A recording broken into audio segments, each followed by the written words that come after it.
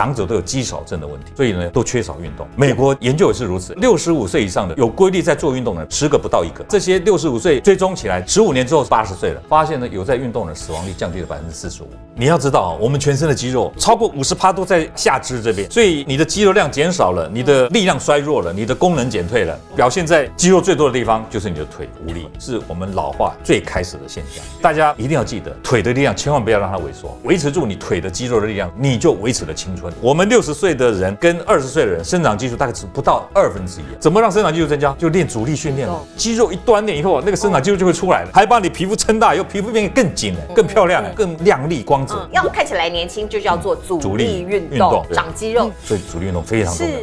好，欢迎您来到健康大前线，我是节目主持人钱子。到底要怎么样让你自己看起来更年轻？逆转老化的密码又是什么呢？今天为您邀请到的是邱正宏医师，请医师来分享他的年轻密码。欢迎医师。先生好，大家好。医师刚刚跟我透露过一个小秘密，你的同学现在退休了。对，退休了很多。可是为什么你看起来还是这么年轻，活力十足？对呀，我觉得一定要维持一个不老的心态。那什么叫不老心态？就永远对任何事物保持好奇心，永远不停止学习，这个很重要。但问题是身体上怎么样让它不老？你如果要讲说一个最关键的因素，我觉得运动才是最关键的。运动最关键，还有这个充足的睡眠这个均衡的营养，对不对？适度的休息，对不对？这些都很重要。但是我们今天提供给大家最重要一点就是说，只要你有运动，其他地方都会慢慢的跟上你的脚步。比如说你如果有运动，是不是就比较会有正常的饮食？因为你时间到了需要热量，你就会吃嘛。你白天有运动，你晚上睡眠就会比较很好睡。对，很多人失眠，他就没事。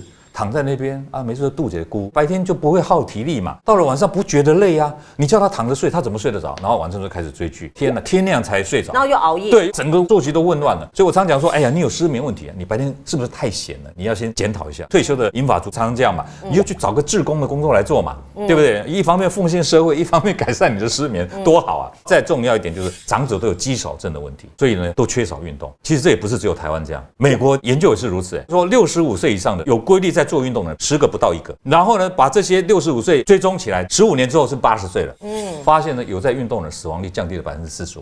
哇，这么多！对，降低这么多，表示说运动对我们很重要。所以长者千万不要讲说，哎呀，我老了，我做什么运动？我只是散散步、走走路就好了。错了，那个只是活动，那不叫运动了。对，所以这个很重要。所以运动是这个追求健康，让你60岁看起来像40岁一个最重要的关键的秘诀。秘诀就是运动。那医师，你看起来很年轻那在你的同才之间是不是大家都会排挤你？你的人缘是不是会不好？我跟你讲我今年65岁。真的？对，我都不好意思问你讲出来。我可以讲65岁，65岁，对。那我以前我太太有个阿嬷，那个时候她还活着，她很好玩。她看到我说：“正宏，你几岁？”我那个时候应该是60岁嘛。我说我60岁。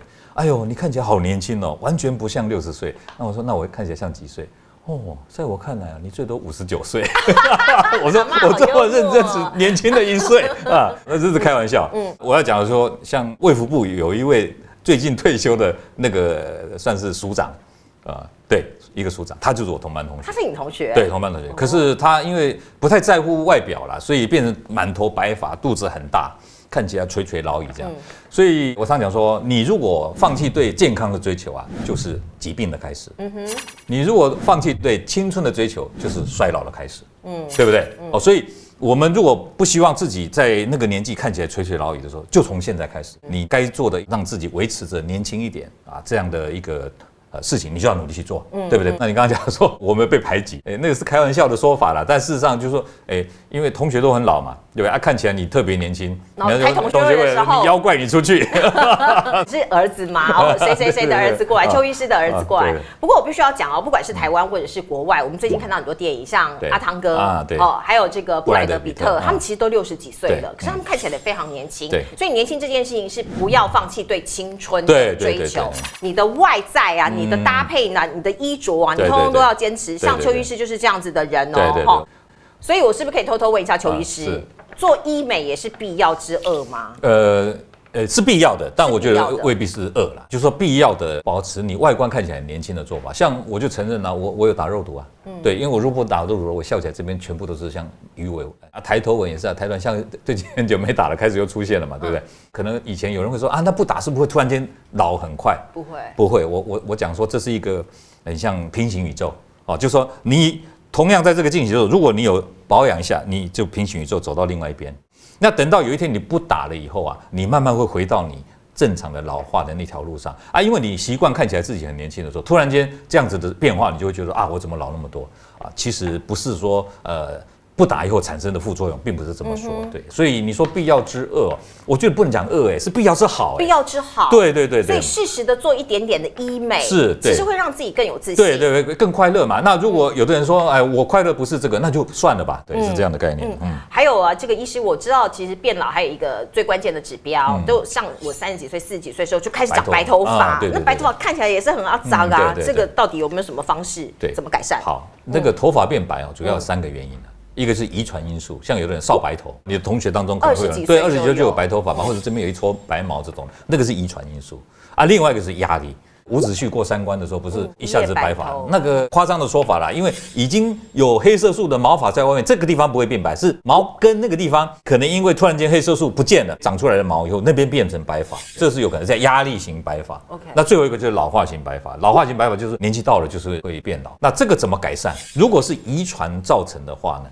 这个很难改善，对不对？因为就是体质的问题嘛，除非你后天特别去着重保养你的头发，然后吃得更营养，蛋白质更多，使它减缓了老化的速度，的确可以延缓老化造成的白发。目前的医学来看呢，只有一个方法能改善，就是怎么增加毛囊的干细胞，因为黑色素是由黑色素细胞产生的嘛，上游就是黑色素的干细胞，年纪大了以后，你就干细胞变少了，黑色素细胞也变少，产生的黑色素少，以后头发就慢慢变灰变白嘛。所以只有一个方法，就是借由再生医学的方式，让毛囊的干细胞重新长出来，它才有可能制造下游的这个黑色素增加，才有可能返回一点黑发。这的确我观察到是头发会变黑一点，但是你说像回到这个20几岁那样子的那种茂密浓黑的头发很难啊，那真的很难。对，那有人说吃黑芝麻，这个到底有没有效？我妈都叫我吃黑芝麻。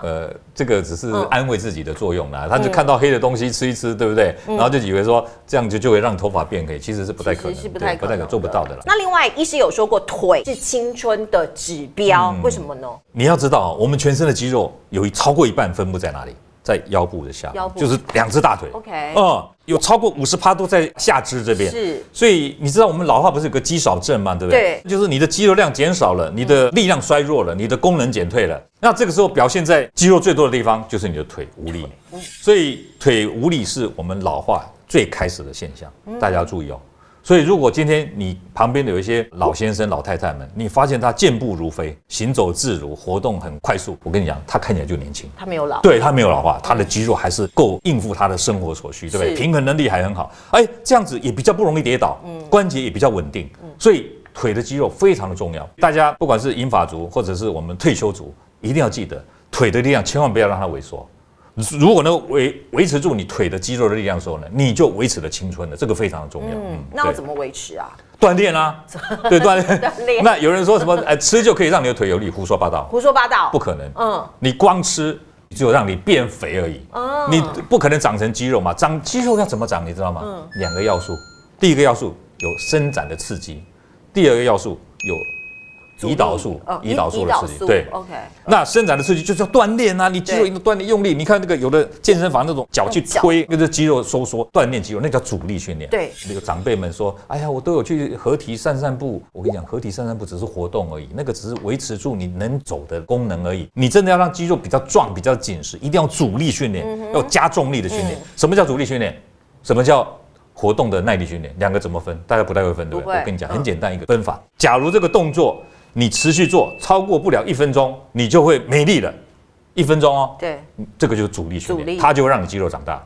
那就是什么健身房啊、哑铃重力训练嘛、重量训练嘛，对不对？如果这个运动呢做了10分钟、20分钟，还可以讲话，虽然有呼吸急促的，还可以讲话，还可以跟人家聊天，这个就是耐力训练。哦，这样骑脚踏车就对，一边骑还可以一边跟人家讲话，对不对？但是脚踏车如果骑上坡，哇，很用力喘不过气来不能讲，那个就变阻力训练。对，是这样的。它是把你的肌肉给撕裂，不是撕裂，就是有点拉伤的感觉。那它修复才能重建嘛。那重建的过程当中你要补充什么？补充蛋白质。可是很多人忘了一件事，比如健身教练会叫你吃乳清蛋白。乳清蛋白，没错。蛋白质只是一个材料原料嘛。真正要能够合成你的肌肉，还有一个工程师，有个工人在那边把它运进来，你才能合成肌肉。那个工人是谁？就是胰岛素。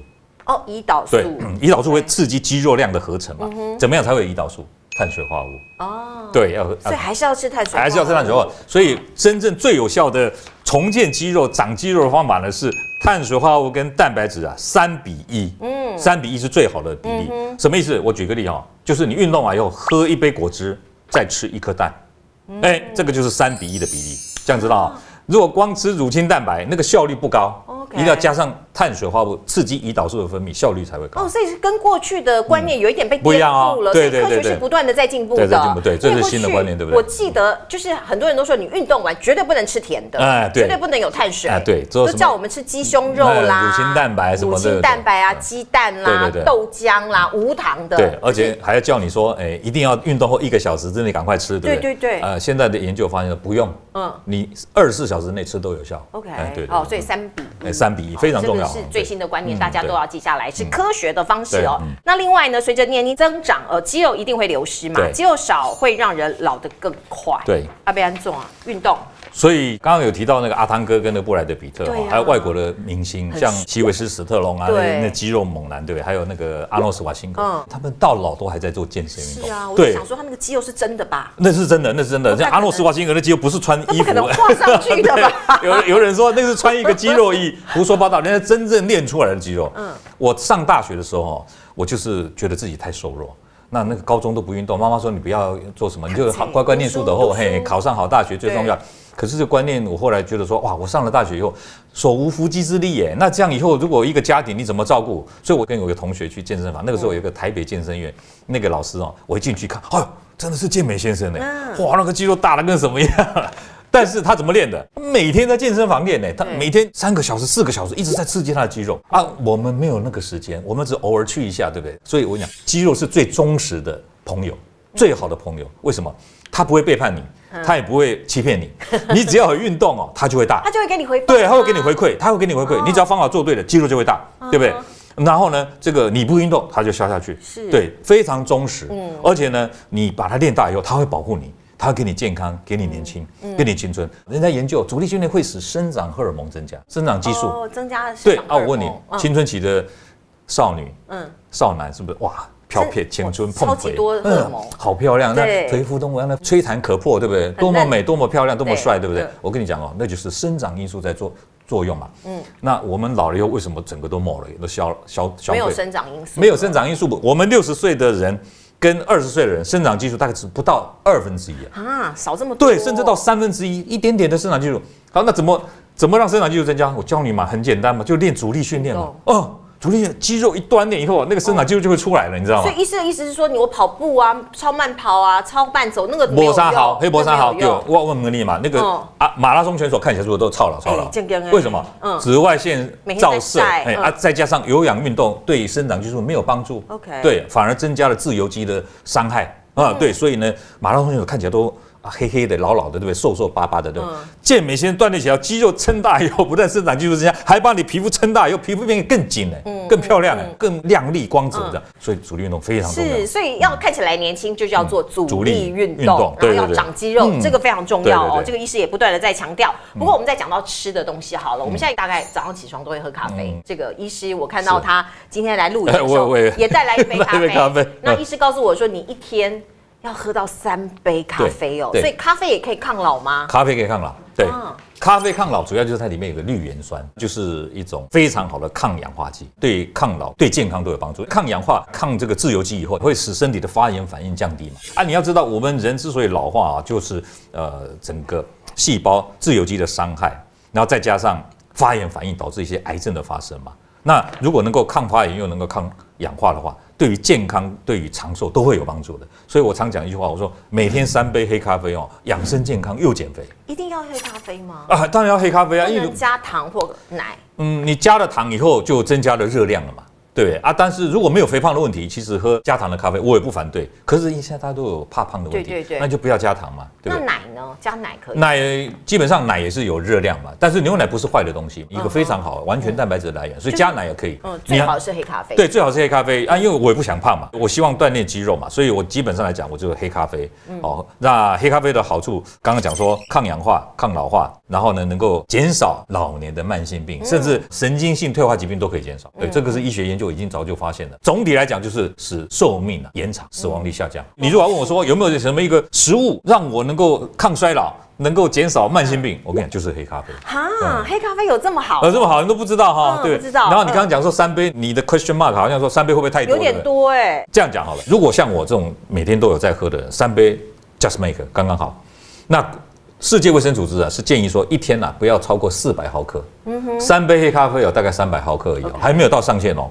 对，它这个400毫克是西方人的标准，你知道吗？因为西方人他们把咖啡当水喝，对，所以他们容许它400到500毫克 no problem 没有问题。但我们东方人比较不会拿咖啡当水喝嘛，所以大概3杯是适合的最高的限度。是，那另外哈佛30年的研究，每天喝咖啡有帮助，有助达成健康老化。这个医师可以帮我们补充一下？对，刚刚不是讲说每天3杯黑咖啡，养生健康又减肥，大家都以为我喜欢讲顺口溜，好像是我自己瞎掰的。其实你看这里讲说中年时期每天饮用3杯咖啡，对不对？大概300多毫克的咖啡因，这些女性呢可以达到健康老化的几率是最高的。那我讲的不是只有女性而已，连男性都如此。是，好，那所以这个喝咖啡以外，如果说再加上一些健康的运动的模式的话，那个更有加分的效果。是，这是来自于哈佛大学公共卫生学院他做的，他追踪47000名女性，达到30年的研究，所以他这个研究应该是有一定的参考价值。对啊，那其实这种研究很多呢，不是只有哈佛有这样的研究，随便一找都一大堆啊。可是医师有人就要问了，因为他不喝咖啡，那茶可以代替吗？茶也很好，茶跟咖啡差异在哪里呢？茶的咖啡因大概只有咖啡的1/3到1/4，就是咖啡因比较少，那就是提神的效果没那么好。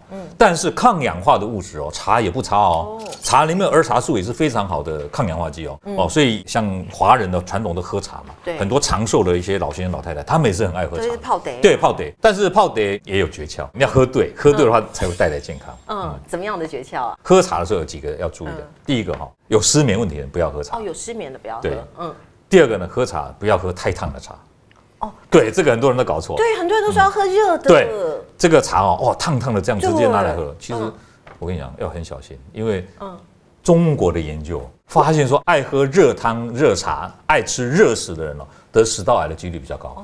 为什么？因为高温常常反复刺激你的食道黏膜以后，受伤再刺激，受伤再刺激，容易引起食道的发炎，发炎之后引起癌症。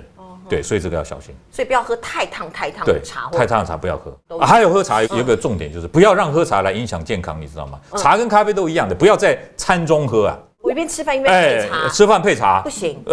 它会抑制铁质的吸收。对某些人就不合适，比如说对这个孕妇啊，本来就有缺铁性贫血的问题，对，再加上素食的人。素食人如果喝茶的时候也会减少铁质的吸收。吃素的，对，这个都要小心。所以大家可能喝的这个时间点它会发生一些作用。对。那睡眠当然医师有讲，睡眠是抗老的一个非常重要的一个关键。那有人就说年纪大了就睡少一点也没关系呀。可是您又说过坏的睡眠习惯会加速老化，可不可以举例？应该这样讲就是说睡眠到底睡多久才算够了？对不对？其实时间的这个数字没有那么绝对，要看你睡醒以后的反应，还有你白天的表现。如果你睡醒以后觉得精神很好啊，我白天活力十足那恭喜你，这样的睡眠应该就没有问题。那如果醒来以后觉得怎么还是没睡饱，很想躺回去，躺回去再躺着也没睡着，对不对？就整天没精神无精打采，但对不起，你的睡眠就有问题了。一般来讲，我们会建议说6到8小时的睡眠是最合适的，小于5小时，高于9小时都是不太健康的睡眠。睡久也不行。睡久不行。好，那我们讲说睡太少会导致容易发胖，那不要忘了睡太久也会导致容易发胖。对，超过9小时可能会也会引起一些食欲改变的问题。那睡太久还有一个最大的问题就是，我们这样躺着1个小时，一个60公斤的人躺1个小时，消耗掉的热量是60大卡。可是如果你站起来，就变96大卡。如果你有走路，就变120大卡。所以你看，消耗热量，刚刚我讲说，多站一站，对不对？然后呢，能走就走睡眠也是一样，你整天躺着，你几乎没消耗热量嘛，那你很容易发胖嘛。再加上荷尔蒙会改变。所以基本上来讲，就会引起一些健康上的问题，这样子再来说到最近很多人都在喝醋，我说喝醋对健康很好你在送礼，中秋送礼，很多人送醋，所以果醋这个东西是可以降血糖、减肥，还有延缓老化吗？他们广告都这样广告啊。对，不但如此，有的广告更夸张甚至什么喝醋养颜美容延年益寿啦，对不对？那但是我们比较讲有科学实证的如果讲说医学文献有报道过的，大概喝醋不能说它不好喝醋其实有健康上的功效第一个就是它对于血糖的稳定度是有帮助的，因为醋里面的成分就是乙酸，可以抑制消化道的淀粉酶。你食物吃进来，如果我饭后再喝一点点醋的时候，就抑制这些淀粉酶它血糖上升就不会那么快，比较稳定，胰岛素就不会一下子分泌太多这是对血糖稳定有帮助。那第二个就是它可以抑制脂质的吸收，因为酸的醋跑到胃里面，胃是酸嘛，对不对？但十二指肠消化是变碱性的，如果有醋的时候呢，它就变成没有那么碱性，消化酵素的作用就会变差，而且它可以阻挡那个胆汁的作用，让脂肪的消化变低啦。还有一个就是对体重是有帮助的，是有帮助的。对，这个是有医学研究，有一个研究发现说，每天喝大概15cc 的醋经过了3个月12周以后体重大概降了6到8公斤。大家一听6到8公斤，哎呦这么好那我也来喝醋。不过我这里要提醒一下，这个研究其实它是搭配低热量饮食。那当然。对，所以应该是说搭配低热量饮食，一组有加上醋，一组没有加上醋，可能有加上醋的这一组瘦的这个程度会更多一点。那最后一个就是饱足感的研究，他们发现说，我给你吃面包，给他吃面包沾醋，结果面包沾醋的这一组吃完以后，他说，他比较饱的感觉。对，所以醋有这样的功效。醋有它的好处，可是也没有讲的那么天花乱坠。对啊，没有天花乱坠啦，而且你要小心醋有时候拿来开胃对不对？对，沾点醋更好吃。哇，天哪！像我太太吃东西最喜欢沾醋，天哪，这更多更胖。真的，大家还是要小心使用。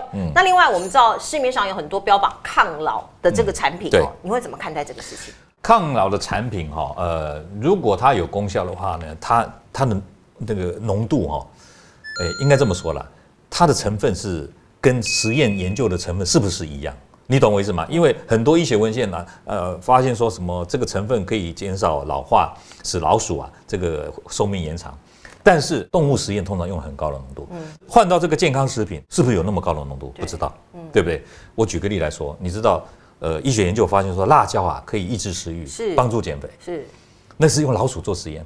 结果他们把那个老鼠的体重换算成人的体重，你知道我们这个成人大概要吃多少辣椒等于老鼠的那个有效体重？要将近4公斤的辣椒。那怎么可能？对你一餐可以吃4公斤的辣椒，我才输你嘞，对。对啊。可是一般人吃辣椒是吃开胃的好吃的，就2勺。对，越吃食物越好吃。所以达不到减重的效果，还让你食欲更好。没错。对，所以一样的道理，你在讨论这个抗老的产品的时候，那抗氧化、抗发炎，它是不是真的有那么高浓度的这个成分？未必，对不对？那第二个呢，再怎么说这些产品还是只能当做辅助品，你不能当做用它来替代健康的饮食。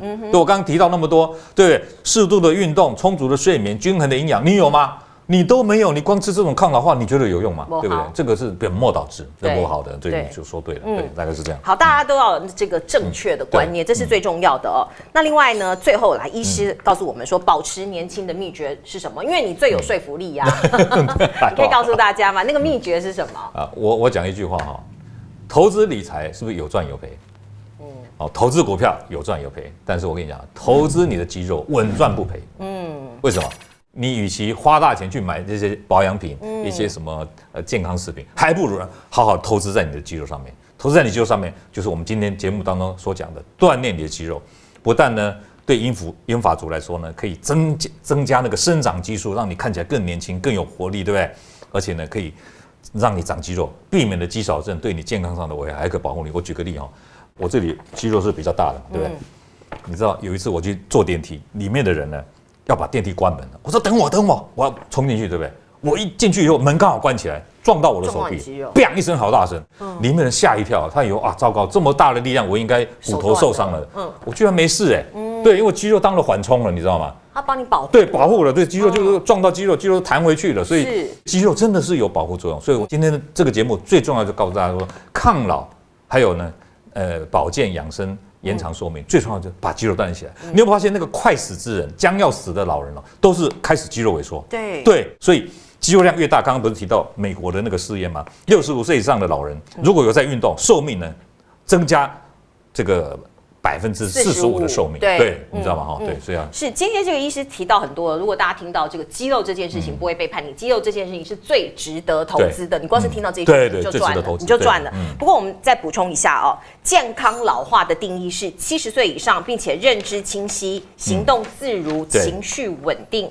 没有慢性病、生活自理，这是我们追求的目标，要健康的老去，因为每个人都会老，你不可能不老。还有另外，我们再看一项，也是来自于哈佛大学公共卫生学院的说法哈，他说从中年开始调整饮食习惯，不只是延长你的寿命，还可以延长有尊严、有自主能力的生活时间。而且你遵循这个健康饮食原则的人，健康老化的几率是其他人的2倍以上。对哦，因为这里也讲到，健康老化的几率是其他的2倍以上，是指大家都会老，但是我要健康的老。